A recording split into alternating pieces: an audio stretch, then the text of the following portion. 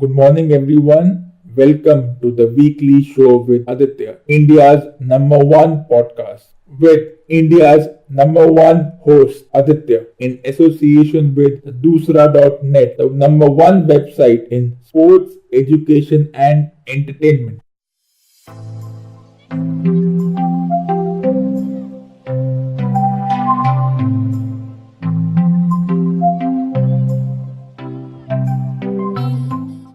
The fifth ODI between India and New Zealand showed the mettle of the middle order. India was struggling at 18 for 4. Dhoni, Rohit, Dhawan, and Shubman Gill were taken out by the New Zealand bowlers. In came two batsmen still struggling to fight for a place in the team. It was Raidu and Vijay Shankar. They batted sensibly. At 18 for 4, they knew that one more wicket and the ghosts of the fourth ODI, when India was bowled out for 92, the ghosts would come back and the media would tear apart the team again. So they batted cautiously, and then as the partnership grew and as the confidence of Vijay Shankar grew in the company of the senior batsman Raidu, both combined for a brilliant 98 run partnership and took the total to 116 for 5 when Shankar was unfortunately run out for 45. What do we derive from this? Now we have two fast bowling all-rounders in the team ready to come when the team needs them. Shankar provided the anchor, and then Hardik Pandya, in the style of what Hardik Pandya does, made 45 of 22 balls with 5 sixes coming in the end and providing that late order surge India had been looking for. It was something which was unexpected.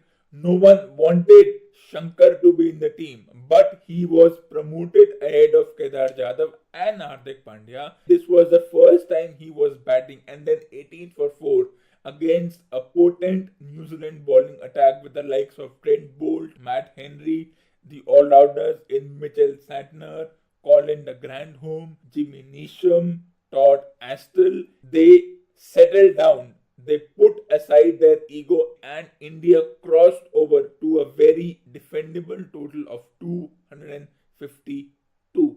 Then the bowling was, as always, what the bowling was. Shami came back. He picked up wickets. Bhuvneshwar, Pandya, Chahal, even Jadhav, as what he does with his innocuous bowling, picked up the wicket, and then from there India never looked back. If we have to look at how the match started, I still think that Dhawan being in the team is a liability. A former England captain said for a current England player, when he is good, he is brilliant, but when he fails, he is absolutely ordinary. And that is what the words are for Shikhar Dhawan. There are so many opening opportunities that he has opened up with his performances in this tournament. Yes, he started well, hit a couple of 50s, but still, we need a better solution to Rohit Sharma's opening partner. We have Rahul, we have Rahane, and they should be given a chance. So that, yes, one can prove that if Dhawan fails or if Dhawan is injured, we have an option. Will they risk Shubman Gill? Well, in the T20s, they can risk Shubman Gill to open with Rohit, drop Dhawan, give any excuse that he is injured. Well, at number 3, you're going to have Raidu. Pant comes back, so it means one of Jadhav or Dhoni might not find a place in the team, or even Shankar might be taken out of the team because we need to accommodate so many people. There is no Bumrah. Even though the T20 World Cup is still a year away, that is in November 2020 in Australia, these matches can be a good way to see who all fit in the T20 team. For me, Raina still warrants a place in the team. Even Yuvraj can be given an opportunity, at least in the T20 competition. Raina can come at number 3. If Jadhav is not considered for playing T20s, he can come in number 3, what he does for his T20 league team in the Indian T20 league. And then he can provide the fielding and the bowling efforts. And that will be something the selectors need to look at. Dropping Raina because he is not in form, absolutely rubbish and ridiculous. Unless he's injured, there has been no communication about his injury or what he is doing currently. He still should be part of the team, one day team. He should have been carried to the team. They could have got Raina at number 3 and opened with Shubman Gill. They could have given them a buffer and experience. Raina with over 230 matches is not a joke. He has played over 60 T20 matches. The West Indies performance against England, winning the Test series 2-0, shows that we can forget the teams of 70s, 80s and 90s. There are a lot of experts who say that it would be unfair if the likes of Kemar Roach, Shannon Gabriel, Alzarri Joseph and Holder are compared to the legendary Malcolm Marshall, Michael Holding and the likes.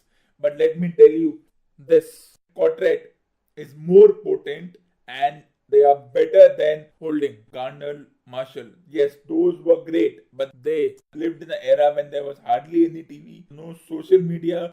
Journalists like today never had the guts to go and criticize these so-called legends. They never had to go under any scrutiny if they lost, and we do not have any record if they lost. Of course, teams lose, and then these four could not bat, so they were a liability. So if West Indies were to lose their top batsman, it was all over. It is for the same reason that in football we keep going back to Maradona, Pele. Then for the sake of it, it's Messi and Ronaldo and no one else. We cannot get out of this rut, so we need to move on. And then in tennis, it's Nadal, Djokovic, Federer, Murray, and then there is no other person. Australia, after a disappointing loss against India when they lost 2-1, beat Sri Lanka 2-0. Now, or one can say that yes, the Australians won, but the opposition was weak. Their bowling lineup was inexperienced. They had no chance of playing well. Australians found their mojo. Stark, Cummins, Jai Richardson and Hazelwood, who is battling an injury, are now the most potent Australian fast bowlers around. We can get over the likes of McGrath, Gillespie, Damien Fleming. I have no idea who these people are. For me, Brett Lee is still a good bowler, but McGrath, Vaughan, Fleming, Gillespie were a bit of flukes. Stark, Cummins are now potent fast bowlers. After Michelle Johnson and Brett Lee, they have Patrick Cummins, who not only bowls at 150 kilometers per hour but can contribute with the bat, coming at number 8 as well, and is on to becoming a potent and forceful all-rounder. Was the Hockey World Cup disappointing as far as India is concerned? Yes, because they did not go all the way to the finals. But is it all about going to the finals and winning? Is it not about participating and showing your talent? And then how can Hockey India or anyone say that Akashdeep Singh or Manpreet Singh, who are only 22, 23, suddenly are not good enough to be part of the team?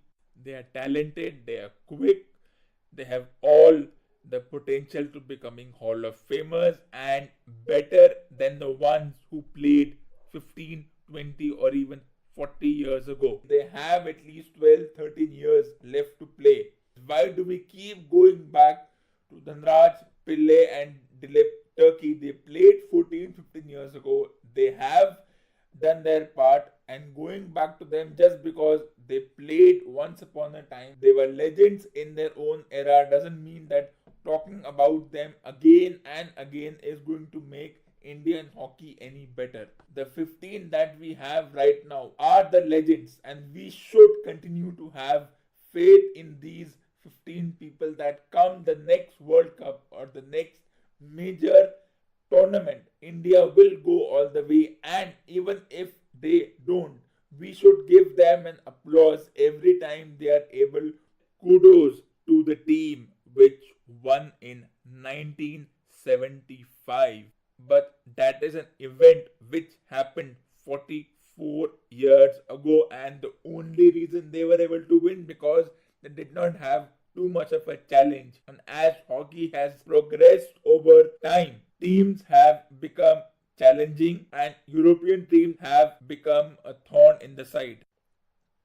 In 2020, we have the Olympics. We want them to win gold, but is it all about winning gold and winning championships? Is gold the ultimate? Is there no other way to say that if the team doesn't win gold or they are not runner-up, does it mean that they are not good, that they have problems, that the players are not doing well at the grassroots levels? I think all these theories are baseless and they should be redacted.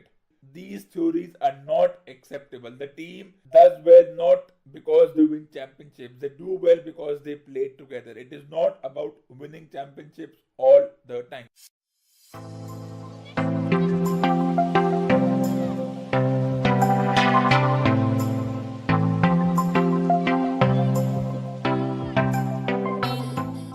Thank you for listening to this episode. Please like and subscribe to my Facebook page and YouTube channel and stay tuned for the next episode.